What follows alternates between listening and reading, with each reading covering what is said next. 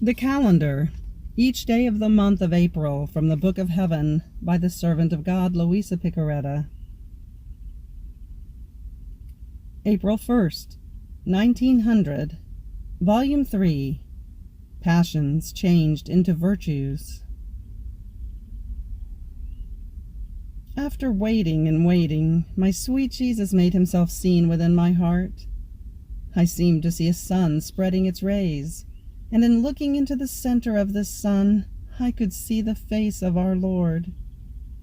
But that which amazed me was seeing many maidens clothed in white within my heart, with crowns on their heads, surrounding this divine sun and nourishing themselves with the rays which this sun was spreading. Oh, how beautiful they were, modest, humble, all intent on Jesus and delighting in him. Not knowing the meaning of this, with a little bit of concern I asked Jesus to let me know who those maidens were.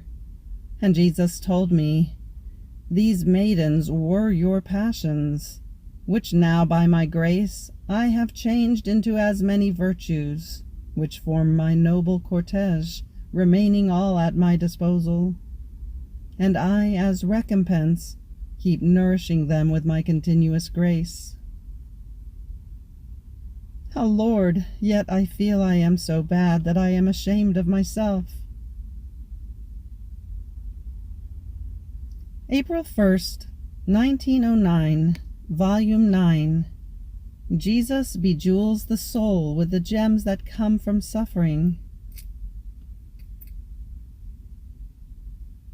Since I was feeling very much in suffering, to the point of being unable to move, I was offering my little sufferings together with those of Jesus, and with that intensity of love with which he intended to glorify the Father, to repair for our sins, and to obtain all those goods which he impetrated with his sufferings.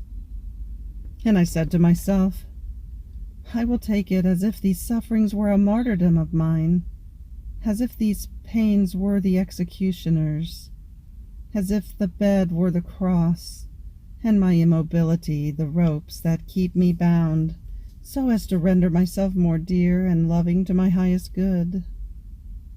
But the executioners, I don't see them. So who is my executioner that lacerates me and tears me to shreds, not only on the exterior of my body, but also in the most intimate parts, deep in my soul, to the point that I feel the circle of my life crack? Ah, my executioner is blessed Jesus himself. At that moment, almost in a flash, he told me, "My daughter, too great for you is the honor of having me as your executioner. I act just like a groom who, having to espouse his bride and send her out in public, in order to make her have a beautiful appearance and to make her worthy of himself, trusts no one, not even his spouse herself. But he himself wants to wash her, comb her, clothe her, adorn her with gems, with diamonds. This is a great honor for a bride, more so since she will have no such concern. Will I be pleasing to my spouse or not? Will he like the way I adorned myself? Or will he reproach me as a foolish one for not having been able to guess the way to please him the best? So I do with my beloved spouses. The love I have for them is so great that I trust no one. I am even forced to act as their executioner, but a loving executioner.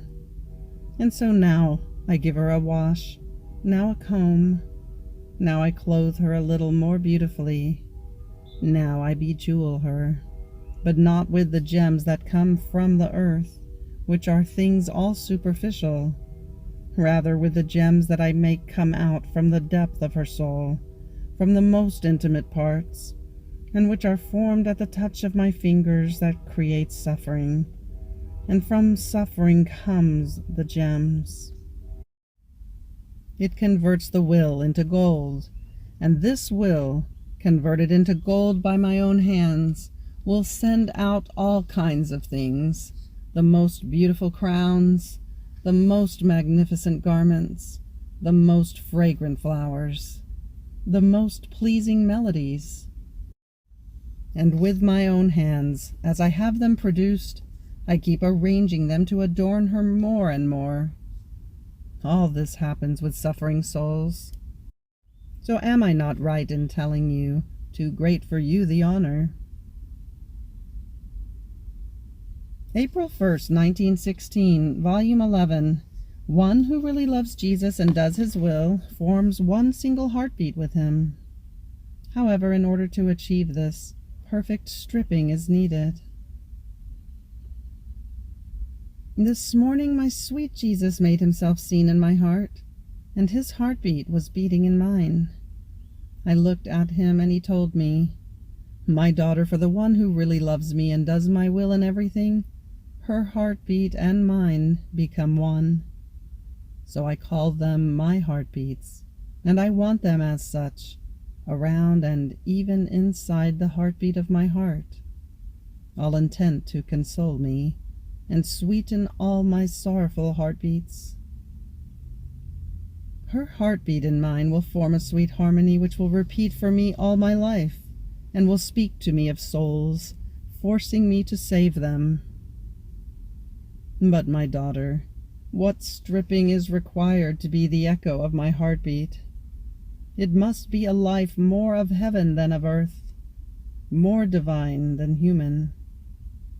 Even one shadow, one tiny thing is sufficient to prevent the soul from feeling the strength, the harmonies, the sanctity of my heartbeat. So she is not the echo of my heartbeat. She does not harmonize together with me, and I am forced to remain alone in my sorrow and in my joys. And I receive these sorrows from souls who knows how much they had promised me. But when it came to the decisions, I was left disappointed by their promises. April 1st, 1922, Volume 14, Reason for the Sufferings of Luisa, which surpass those of purgatory. The most humiliating step of the Passion of Jesus was that of being clothed and treated as a madman. Each pain that Jesus suffered was nothing other than the echo of the pains which creatures deserved.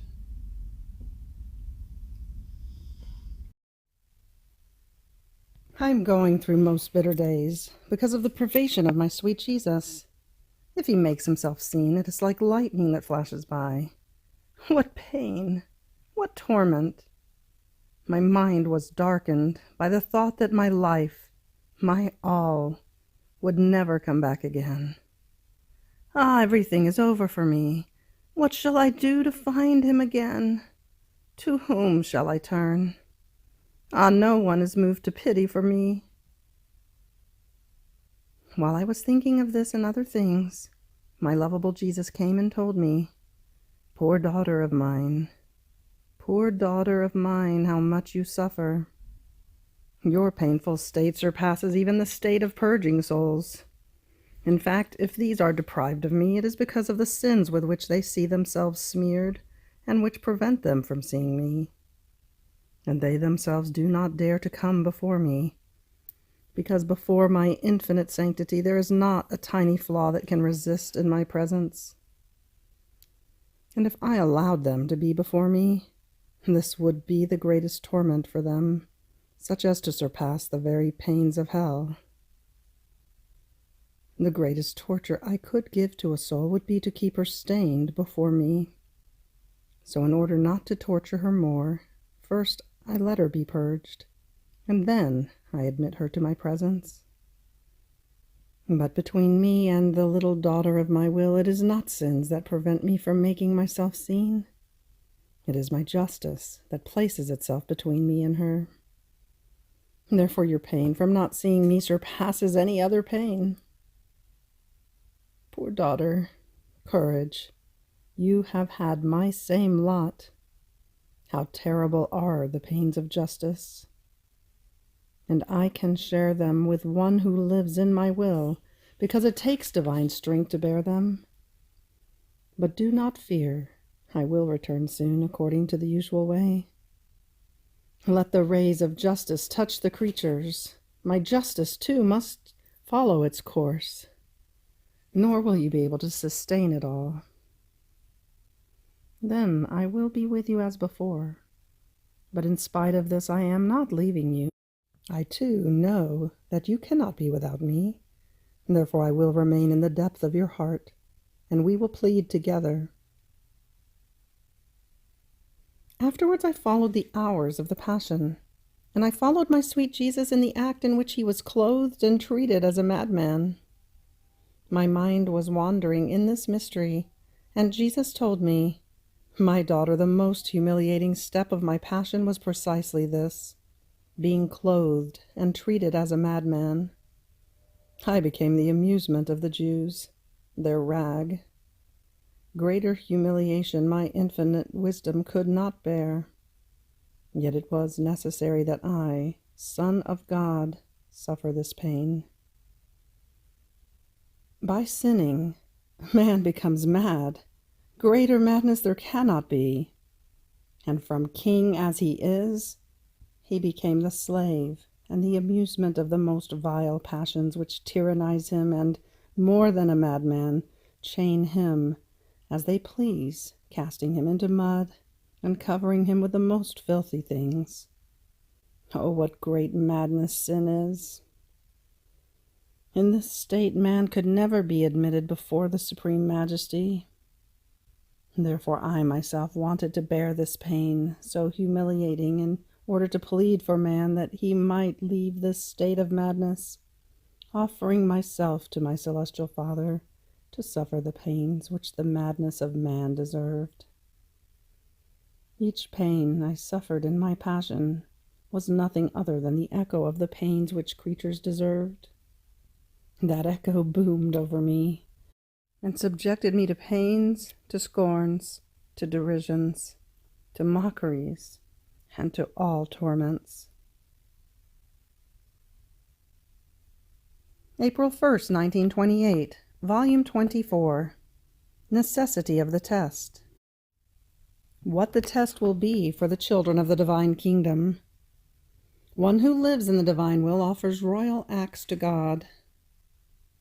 The long story of the divine will. Example. My abandonment in the divine will is continuous, but while I was all abandoned in it, I was thinking to myself, what might be the test that Jesus will want from those who will live in the kingdom of the divine will? If Jesus wants a proof of loyalty from everyone in order to confirm the state to which he calls them, and to be sure of being able to entrust to the creature the goods he wants to give her, much more will he require this proof from the children of his kingdom. That will be the most sublime state that can exist. But while I was thinking of this, my always lovable Jesus moved in my interior and told me, "My daughter, indeed there is no certainty without a test, and when the soul passes the test, she receives the confirmation of my designs and everything that is necessary to her and befits her in order to carry out the state to which she has been called by me. This is why I wanted to test Adam, to confirm his happy state and his right of kingship over the whole creation. And since he was not faithful in the test, by justice he could not receive the confirmation of the goods that his Creator wanted to give him. In fact, through the test, man acquires the seal of faithfulness that gives him the right to receive the goods that God had established to give him in the state to which his soul had been called by him. It can be said that one who is not tested has no value, neither before God nor before men, nor before himself. God cannot trust a man without a test, and man himself does not know what strength he possesses.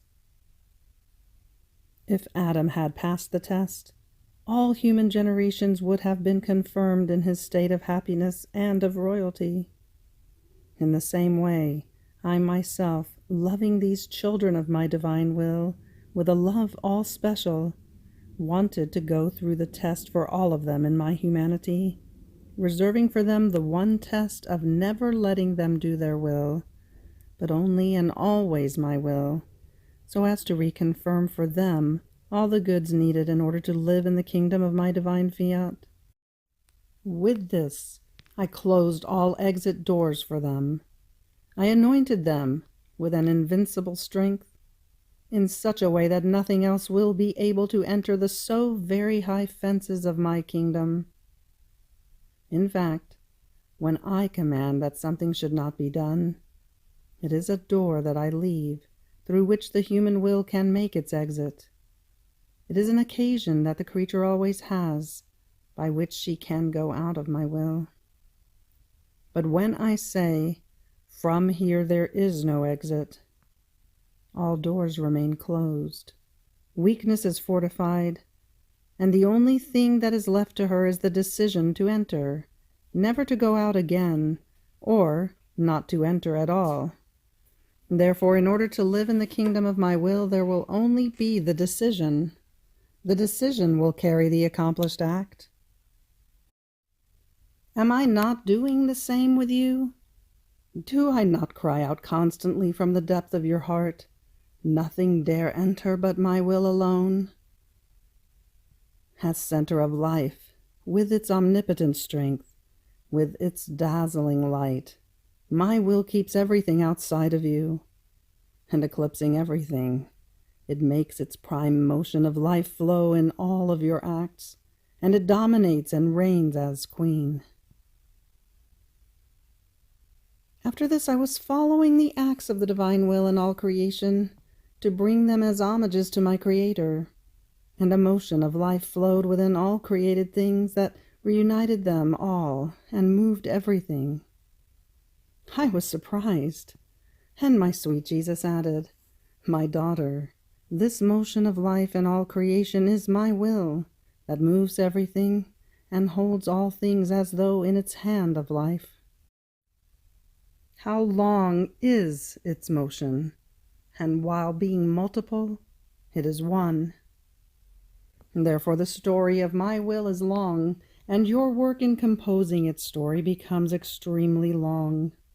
And as much as you would like to shorten your speaking, it is difficult for you to do it because its motion, that moves everything continuously, has so much to say about what it has done in its so very long history, that as much as it has already said, it seems to it that it has said nothing. And since the motions, all lives, all fields, are its own, it has many ways to narrate its long story, and you will be the narrator and the bearer of the story of an eternal will, that while telling you its story, involves you within it, to give you the life of its acts, and to communicate to you as much as it is possible for you, its motion and the goods it contains. Therefore you must know that one who lives in my will offers royal acts to the eternal majesty, acts that can be found only in the divine royal palace of my will. When the creature comes before us with the royal acts that our will does in all creation, only then do we feel truly honored by her. These are divine acts, worthy of our majesty. On the other hand, one who does not live in our will, as much good as he might do, offers us always human acts, not divine, acts that are inferior to us, because the royal act of our divine fiat does not flow in them. It happens as to a king who is served by a page boy of his with all the things that are in his royal palace. Even though they are his own things, the king feels honored because if he drinks his pure water in golden vases, clear and clean. If he eats, the food is worthy of him, and is given to him on silver platters. If he clothes himself, he is brought royal garments that befit him as king. The king feels all pleased and satisfied because he is served with the royal things that belong to him.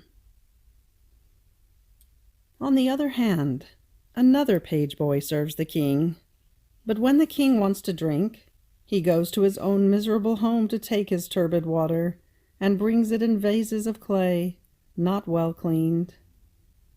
If the king wants to eat, he goes to take his own unrefined food and in disgusting plates. If the king wants to clothe himself, he brings him unadorned garments unworthy of a king. The king is not pleased nor honored in being served by this page boy. Rather, he remains with a pain in his heart and says, "How can this be? I have my own royal things, and this one dares to serve me with the miserable things of his home." The first page boy is one who lives in my will. The second is one who lives of human will. What great difference between the two! April 1st, 1930, Volume 28, What It Means to Enter into the Prime Act of the Divine Will. The little drops that the creature forms in its sea of light. How God, in all created things, places as many acts of love for as many times as the creature was to make use of them. How life has need of nourishment. My poor intelligence feels as though drawn to cross the immense sea of the divine Fiat, and within its sea it goes in search of its acts, in order to love them, adore them, and keep them company. So my poor mind is under the influence of an irresistible force that makes it always go wandering in search of the acts of the supreme volition. But while I was doing this, I thought, what good do I do in going around over and over again in the sea of the divine Fiat? And my sweet Jesus told me, "My daughter, as many times as you go around in the sea of my divine will, so many places you take in it, and you form your little drops within our sea that dissolve in it and remain inseparable. And we feel your little drops that love us and form one single life with us, and we say, 'The newborn of our will loves us within our sea, not outside of it.' It is right that we give her the rights to let her come into our sea as many times as she wants, more so since she wants nothing other than what we want. And this is the greatest joy that she brings to us, as if she were bringing to us on her little lap all of our divine will, and overflowing with it from all sides, she remains eclipsed within its light, and we enjoy in seeing your littleness enclosed within our light. And if you feel the irresistible force of coming to do your little rounds in the sea of our Fiat, it is the ruling force of it that loves so much to see your littleness forming the little drops of light within its sea. This is what it means to enter into the prime act of our volition, the creature taking her place in it and forming in it her little drops. Therefore hold it as a great fortune, your going around constantly in our Fiat." Then I was following the acts of the divine Fiat in the creation, and it seemed to me that all were palpitating with the love of their Creator toward the creatures. The heavens, the stars, the sun, the air, the wind, the sea, and all created things are in perfect accord among themselves, so much so that, even though they are distinct among themselves, yet they live as though fused together. And this is so true that wherever there is the light of the sun, within the same space there is air, wind, sea, earth. But each one has its distinct heartbeat of love toward the creature. But while I was thinking of this and other things, my lovable Jesus, clasping me in his arms, told me, "My daughter, our love in creation was exuberant, but always toward man. In each created thing we placed as many acts of love for as many times as the creature was to make use of them. Our divine fiat that maintains the balance in all creation and is perennial life of it, as it sees that the creature is about to use the light of the sun, puts our love in exercise to make the creature encounter it in the light that she receives. If she drinks, our love makes itself be encountered, so as to say to her while she drinks, "I love you." If she breathes the air, our love says to her repeatedly, "I love you." If she walks, the earth says to her under her steps, "I love you." There is not one thing that the creature may take, touch, and see, in which our love does not make its happy encounter with the creature by saying to her, "I love you," to give her love. But do you know what the cause is of so much insistence of our love? To receive in each thing that the creature may take the encounter of her love. So the infinite love wanted to meet with the finite love and form one single love, so as to place in the creature the balance of its love.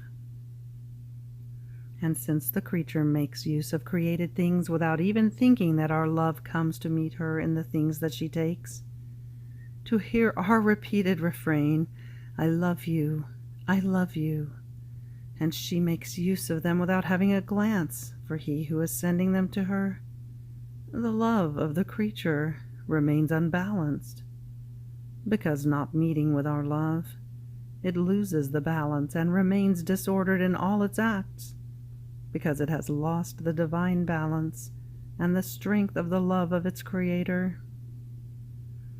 Therefore be attentive with your requital of love to repair me for so much coldness of creatures. Then I continued my round in the acts of the divine will, and I thought to myself, but what is the use for the so many times I go round and round in the supreme fiat to follow its acts? And my sweet Jesus added, "My daughter, all lives have need of nourishment. Without nourishment, a person neither forms nor grows. And if nourishment is lacking, there is the danger that life may be taken away from him. Now, following my will, uniting oneself to its acts, going round and round in it, serves to form the nourishment with which to nourish, form, and make its life grow in your soul. Its life can nourish itself with no other acts but those that are done in its will, nor can it form in the creature, or grow, if she does not enter into it. And by the union of her acts, it forms in her its birth of light, to form its life of divine will in the creature. And the more acts of divine will she forms, and the more she unites herself with its acts and lives in it, the more abundant food she forms to nourish it and make it grow more quickly within her soul. Therefore your going around in it is life that it forms. It is nourishment that serves the development of the life of my divine will in your soul, and it serves to prepare the food, to nourish my will in the other creatures. Therefore be attentive and do not want to stop. End of April 1st. Fiat.